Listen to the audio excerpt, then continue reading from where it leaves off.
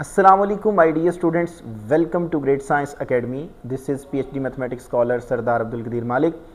Students, आज की video में हम एक इंतहाई इम्पॉर्टेंट डिस्कशन करने जा रहे हैं। मेरे बहुत सारे स्टूडेंट्स के जो कमेंट्स थे वो मुझे रिसीव हुए और स्टूडेंट्स की जो डिमांड थी वो ये थी कि सर हमें बताएं कि हम अपने फाइनल पेपर को किस तरह अटेम्प्ट करें। स्पेशली मैथ्स का जो पेपर होता है उसकी प्रेजेंटेशन किस तरह की होनी चाहिए। तो ये पेपर जो है वो भी एक मेरे सामने है, मेरे उस स्टूडेंट का पेपर है जिसके फाइनल एग्ज़ाम के अंदर 95 मार्क्स हैं। और ये पेपर एज अ डेमो के तौर पे मैं आपको दिखाऊंगा कि उसकी प्रेजेंटेशन किस तरह की थी, रिजल्ट्स किस तरह के मेंशन किए हुए हैं, ये सब कुछ मैं अभी आपको पेपर में दिखाऊंगा। तो आपके बहुत सारे जो आपके माइंड में जो क्वेश्चंस आ रहे होंगे जी। तो बेटा देखें, डेरिवेटिव का एक पेपर हमने लिया है, तो उसने एक क्वेश्चन को किस तरह अटैम्प्ट किया है। उसने मेंशन किया जी शॉर्ट क्वेश्चन नंबर 1, और ये आगे उसने बताया कि ये क्वेश्चन नंबर 2 का जो है वो फर्स्ट पार्ट है। एक क्वेश्चन था स्टेट दी प्रोडक्ट रूल्स, तो प्रोडक्ट रूल को उसने डिफाइन करना था। तो बाज़ बच्चे क्या करते हैं, जस्ट ये प्रोडक्ट रूल डिफाइन कर देते हैं। तो ये ऊपर जो थ्योरी है इसको भी आपने मेंशन करना होता है कि ये दो फंक्शन हैं और ये डिफरेंशिएबल होंगे, तो तब हम जो है वो इनके ऊपर प्रोडक्ट रूल को अप्लाई कर लेंगे।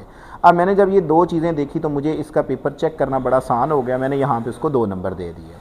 अगर उसने इसको कॉम्प्लेक्स वे में लिखा होता तो डेफिनेटली फिर मुझे इसको पेपर पे रुकना था। अगर मैं इसके पेपर पे रुकूंगा तो फिर मुझे मेरा भी टाइम वेस्ट होगा, और जो है मेरा अगर टाइम वेस्ट होगा तो वो बच्चे के लिए अच्छा नहीं होगा। नेक्स्ट आ जाए, उसके क्वेश्चन नंबर 2 का उसको थर्ड पार्ट आ रहा था। तो हर उस क्वेश्चन को उसने बड़े एक तरतीब से किया हुआ है। मतलब अगर क्वेश्चन नंबर 2 का उसको सेकंड पार्ट नहीं ना आ रहा तो उसने सेकंड पार्ट इसमें एक्स्ट्रा पोर्शन में कर दिया होगा, लेकिन उसने यहाँ पे ऐड नहीं किया होगा। बाज़ बच्चे क्या करते हैं कि क्वेश्चन नंबर 2 का यहाँ पे पार्ट नंबर 8 कर देंगे, फिर पता चलेगा कि मुझे जो क्वेश्चन आ रहा है वो थर्ड आ रहा है, तो वो एक तरतीब से नहीं कर रहे होंगे। अगर ये तरतीब भी नहीं होगी तो तब भी उनके नंबर जो होंगे वो डिडक्ट होंगे, क्योंकि जब पेपर चेक हो रहा था तो उसमें एक स्पीड बनी होती है। जब वो एक रिदम नहीं रहता तो डेफिनेटली उस बच्चे का लॉस होता है। तो बेटा आपने अपने पेपर को बड़ी केयरफुली के साथ, एक तरतीब के साथ अटेम्प्ट करना है। अब देखें, उसने ये क्वेश्चन किया हुआ है और हर क्वेश्चन को वो नीचे, उसका एक एक स्टेप है तो उसको वो नीचे एक एक लाइन पे लेके जा रहा है। जो रिजल्ट उसने ओपन किया यहाँ पे तो उसने बताया कि ये मैंने रिजल्ट यूज़ किया है। अब उसने आंसर जो अपना मेंशन किया उसने एक बॉक्स में लिखा है। अब बॉक्स में आंसर है क्योंकि जो बोर्ड की बुकलेट होती है उसके ऊपर आंसर होते हैं, और जब आंसर बुकलेट के साथ मैच करते हैं, सिंप्लीफिकेशन ऑटोमेटिकली साफ़ सुथरी होती है, तो उसको जो नंबर होते हैं वो हम ईजीली दे देते हैं।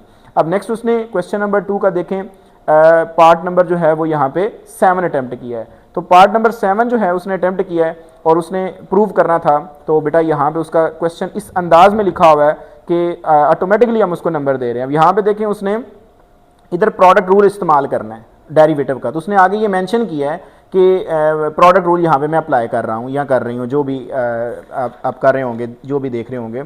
उसके बाद बेटा क्वेश्चन नंबर 2, अब देखें इस बेटी ने या बेटे ने क्या किया है कि क्वेश्चन की तरतीब चेंज कर दी हुई है, हालांकि क्वेश्चन की तरतीब चेंज ना करें। अब हुआ क्या, देखें यहाँ पे ये भी हमें सीखने को मिल गया। यहाँ पे 7 पार्ट है, तो 7 के बाद कौन सा आ गया जी, 4 पार्ट आ गया। तो पहले सबसे पहले आप डिसाइड कर लें कि आपने किस क्वेश्चन को किस नंबर पे रखना है।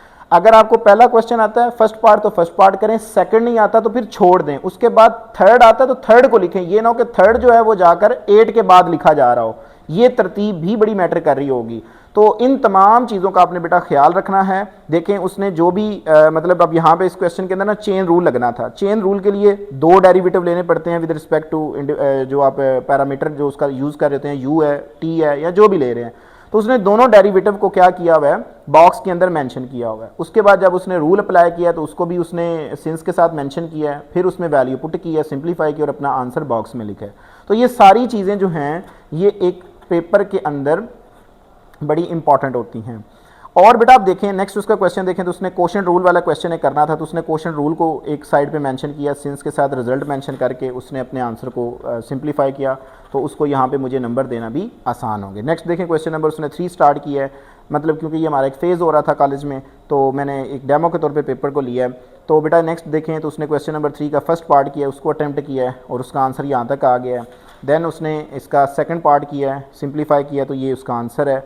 और उसके बाद ये 4 पार्ट आ गया है। इस तरह उसने जितने भी छोटे छोटे रिजल्ट्स हैं उसने साथ में मेंशन किया हुआ है। जो चीज़ें बोल्ड करने वाली हैं जैसे differentiate with respect to X, क्योंकि यहाँ पे ये चीज़ बड़ी मैटर कर रही होती है कि आप किसके रिस्पेक्ट में डेरिवेटिव ले रहे होते हैं। बाज़ दफ़ा बच्चे का माइंडसेट बना होता है कि वो बार बार एक्स के साथ कर रहा होता है, तो हो सकता है वेरिएबल अंदर थीटा हो तो वो फिर भी यहाँ पे एक्स को मेंशन कर रहा हो। तो ये जब चीज़ें बोल्ड होती हैं हमें पता चल रहा होता है कि इस बच्चे ने किसके रिस्पेक्ट में डेरिवेटिव लेना है। उसके बाद ये उसकी प्रेजेंटेशन आपके सामने आपको नज़र आ रही है। और नेक्स्ट आ जाए उसके लॉन्ग क्वेश्चन के ऊपर। लॉन्ग क्वेश्चन जो है वो उसने बड़े खूबसूरत अंदाज में स्टेप बाय स्टेप जो है वो किया हुआ है। अब जब क्वेश्चन स्टेप बाय स्टेप किया होता है तो चेकर को बड़ा आसान होता है चेक करना। अगर वो इजी होगा आपके पेपर को चेक करते वक्त तो बेटा आपके नंबर भी बहुत अच्छे आएंगे। उसके बाद यहाँ तक उसने अपने लॉन्ग क्वेश्चन को कंप्लीट किया। अब देखें ये बड़ी चीज़ इंपॉर्टेंट है। बाज़ बच्चे क्या करते हैं कि वहीं पे अगर उसने 8 क्वेश्चन पूछे हैं तो बच्चा 9 करके छोड़ देता है, वो खुद ही तलाश कर ले कि जी मैंने ये एक्स्ट्रा क्वेश्चन किया हुआ है। स्टूडेंट को मेंशन करना चाहिए कि ये मेरा एक्स्ट्रा हिस्सा है। अगर पीछे उसने 8 क्वेश्चन किए हुए हैं तो अगर उसमें उसके नंबर कम हैं या कोई क्वेश्चन गलत हो गया या उसके नंबर 1 आया, 2 में से 1 है, तो बोर्ड की पॉलिसी है कि जिस क्वेश्चन के नंबर ज़्यादा होंगे हम उसके नंबर जो होंगे वो ऐड करेंगे। तो अब उसने क्वेश्चन नंबर 2 से एक एक्स्ट्रा क्वेश्चन किया हुआ है, तो मैं जब उसको चेक करूंगा तो यहाँ पे मैं उसके नंबर जो है अगर इसमें से 2 आ रहे हैं, लास्ट पार्ट में 1 है, तो फिर मैं इसके नंबर को ऐड करूंगा ना कि उस 1 वाले को। तो इस चीज़ को भी आपने ज़हन में रखना है। तो एक्स्ट्रा क्वेश्चन जो है उनको जब आप कर रहे हो तो ऊपर मेंशन कर देंगे ये मेरे एक्स्ट्रा क्वेश्चन है, और एक्स्ट्रा क्वेश्चन किस क्वेश्चन से लिया जा रहा है ये भी मेंशन कर दें। पार्ट तो ऑलरेडी मेंशनड होता है। तो ये है सब कुछ एक मैथ्स के पेपर के लिए। अगर आप इस तरह अटेम्प्ट करते हैं तो डेफिनेटली इंशाल्लाह आपके जो नंबर होंगे वो बहुत अच्छे आएंगे। जी तो माय डियर स्टूडेंट्स, आपने एक पेपर देखा कि उसने पेपर को किस तरह अटेम्प्ट किया हुआ है, अपने आंसर्स को उसने किस तरह मेंशन किया हुआ है, और जो रिजल्ट्स थे वो उसने किस तरह मेंशन किए हुए थे, वो आपने एक डेमो के तौर पे पेपर देखा होगा। बाय द वे बेटा, अगर आपका फाइनल पेपर में कोई भी क्वेश्चन होता है जो आपने पेपर अटेम्प्ट करना है, आप कमेंट करें, इंशाल्लाह तबारक ताला मैं आपको उसका रिप्लाई ज़रूर करूँगा। बाय द वे बेटा, अपनी दुआ में याद रखिएगा। इंशाल्लाह तबारक ताला ज़िंदगी ने वफ़ा की इसी प्रोग्राम इसी चैनल के ऊपर आपके साथ दोबारा मुलाकात होगी। तब तक के लिए इजाज़त दीजिए। अस्सलाम वालेकुम।